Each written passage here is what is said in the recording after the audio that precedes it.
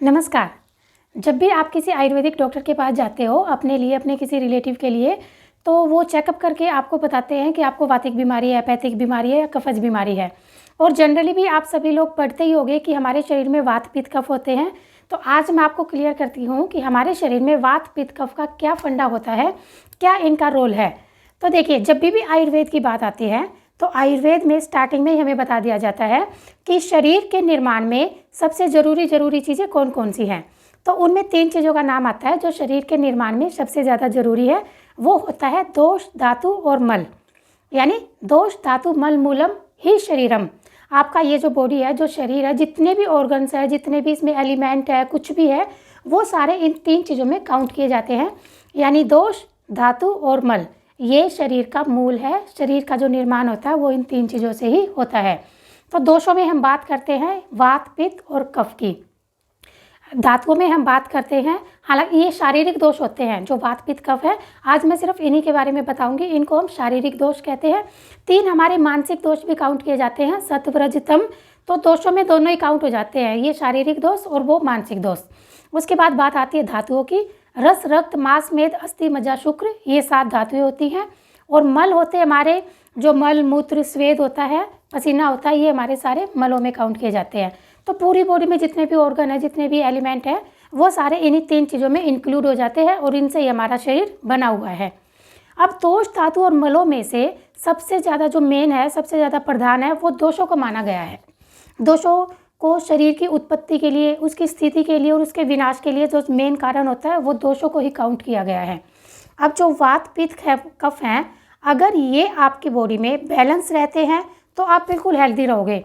और जैसे ही ये इम्बैलेंस हो जाते हैं तो आपके शरीर में रोग उत्पन्न होना शुरू हो जाता है। तो आपकी बॉडी को हेल्दी बनाए रखने के लिए, यानी आपकी हेल्थ ठीक ठाक है, उसको ठीक ही रखने के लिए, और अगर कोई डिजीज़ हो जाती है तो उसमें फिर ट्रीटमेंट के लिए आपको वात, पित्त, कफ दोषों के बारे में जानना बहुत ज़रूरी है। क्यों? अगर सपोज कीजिए कि आपको वात की वजह से कोई बीमारी हुई है तो आपको ऐसे आहार विहार का परहेज़ करना पड़ेगा जो वात को बढ़ाते हैं। सेम अगर आपको पित्त की कोई बीमारी है, कोई पैथिक बीमारी है, तो उसमें आपको पित्त को बढ़ाने वाले जितने भी आहार है, जितने भी आपकी डाइट है, जो आपकी लाइफस्टाइल है, जो पित्त को बढ़ाती है, उसका आपको परहेज़ करना पड़ेगा। और जब हम ट्रीटमेंट की बात करते हैं तो ट्रीटमेंट में भी हमारा जो मेन फोकस होता है वो इन दोषों को ही साम्य अवस्था में लाना होता है, इनको ही बैलेंस करना होता है। क्योंकि इनके इम्बैलेंस होने से ही सारी डिजीज़ होती हैं, जितनी भी आपकी बॉडी में बीमारियाँ होती हैं। अब ये इतने ही इम्पोर्टेंट है शरीर में, जब सब कुछ होता ही हमारे दोषों से है, तो फिर इनको दोष ही क्यों कहते हैं? दोष तो मतलब ये हो गया कि कोई गलत चीज़ है इसलिए इनको दोष कहते हैं। नहीं, ये शरीर का मेन आधार स्तंभ होते हैं। और दोष क्यों कहते हैं? क्योंकि इनमें शरीर को, मन को, धातुओं को दूषित करने की क्षमता है।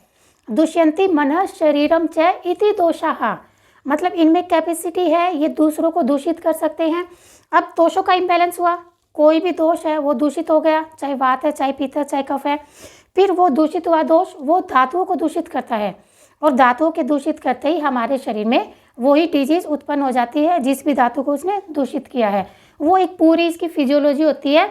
जैसे हमारे मॉडर्न साइंस में होता है किसी भी बीमारी में कि कोई मलेरिया है, पहले उसने मच्छर ने काटा, फिर वो लीवर में गया, रेड ब्लड सेल्स को डिस्ट्रॉय किया।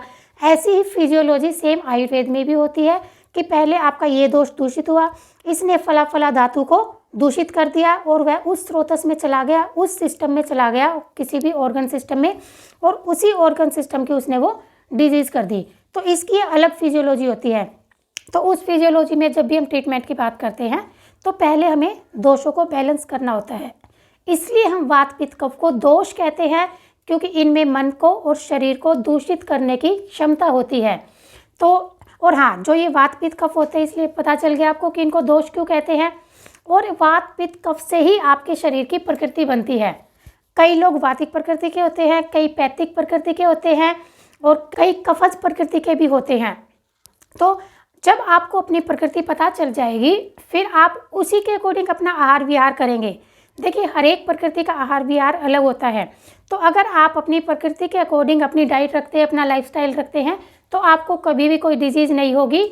और अगर कोई डिजीज़ हो भी गई तो वो जो भी अपनी प्रकृति के अकॉर्डिंग डाइट रखोगे, कोई मेडिसिन लोगे, तो वो उससे जल्दी ठीक हो जाएगी। तो दोषों को जानिए, अपनी प्रकृति को समझिए और उसी के अकॉर्डिंग फिर आपका आहार विहार होना चाहिए।